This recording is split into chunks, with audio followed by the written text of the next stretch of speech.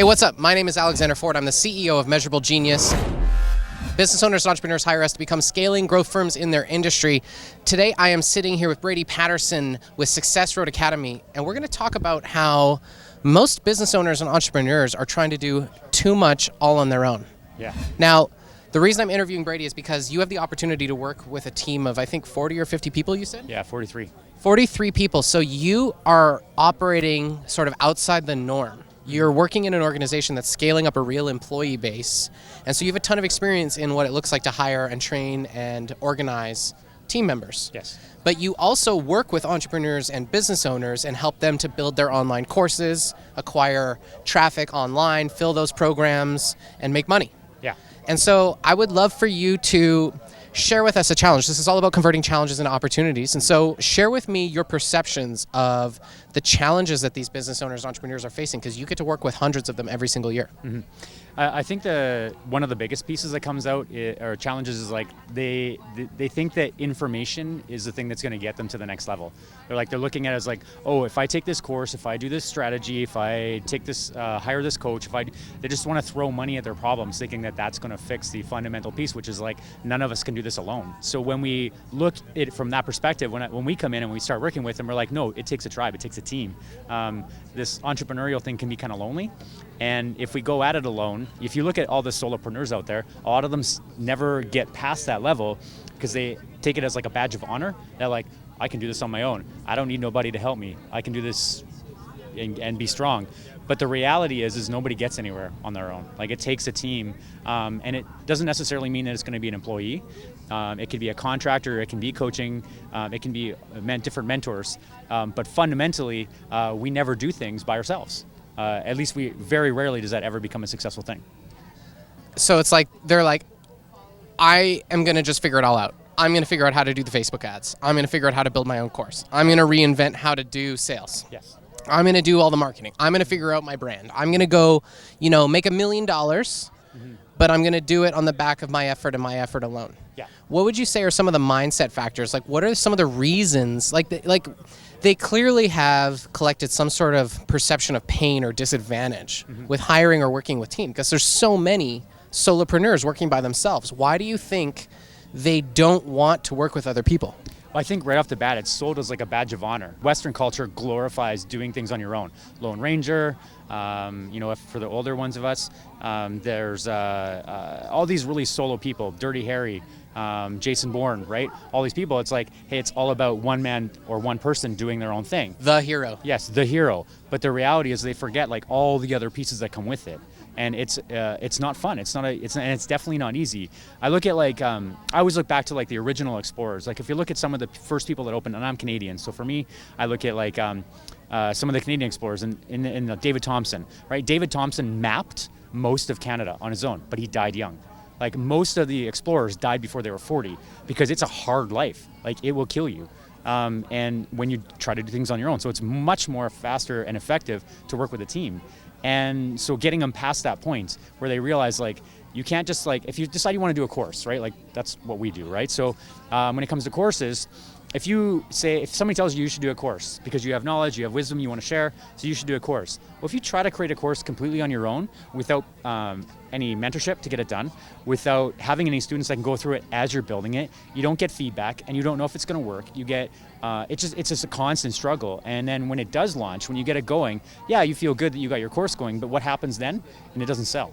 And then it's disheartening. People get crushed and they're like, oh, my business sucks, I'm terrible. And it's just, you end up in this entrepreneurial roller coaster, right? That's what I always think of it as. In my observation, I have found that business owners and entrepreneurs often wear a badge of honor around never working for someone else again. They're like, I worked for a person, it sucks working for other people. Yeah. And my common response to that is, it doesn't suck working for other people, it sucks working for a shitty manager. Yeah. Do you agree that, like, it seems like a lot of entrepreneurs are trying to be the Gary Vaynerchuk? They're trying to hustle, they're trying to claim their independence, they're trying to, subvert authority or whatever, And they've decided that based on their experience with one or two people that were never trained to be managers, never wanted to be managers. Like, people leave shitty managers, not companies. Yeah. What advice would you give to an entrepreneur who's trying to be a number one but might actually be a really amazing number two or number three or number four? The reason I'm asking you this is because you've chosen to play that role for a leader. Like, you're the COO of Success Road Academy. You have a leader that you're working with. Walk me through your choice to play that role, because it's both humble, but it's also something that required confidence. Like, you had to choose to do that. Yes. So when I started looking at, like, for years I did my own thing, but I didn't like, it was always hard. I was kind of struggling. I would face all these different challenges and frustrations, and it was just extremely exhausting. And at some point, I'm not sure when it really clicked. Like, I don't have one of those an enlightenment moment or a turning point that I can clearly distinguish, at least right now. But I woke up one day and I was having a conversation with a friend when I clearly identified it. And he was describing to me the difference between a jockey and a horse. Shout out to Mitch Axelrod, or Mitch Russo. And so I was talking to Mitch, and he was talking to me about the jockey and the horse. And he was like, some people are meant to be a jockey and some people are a horse, right?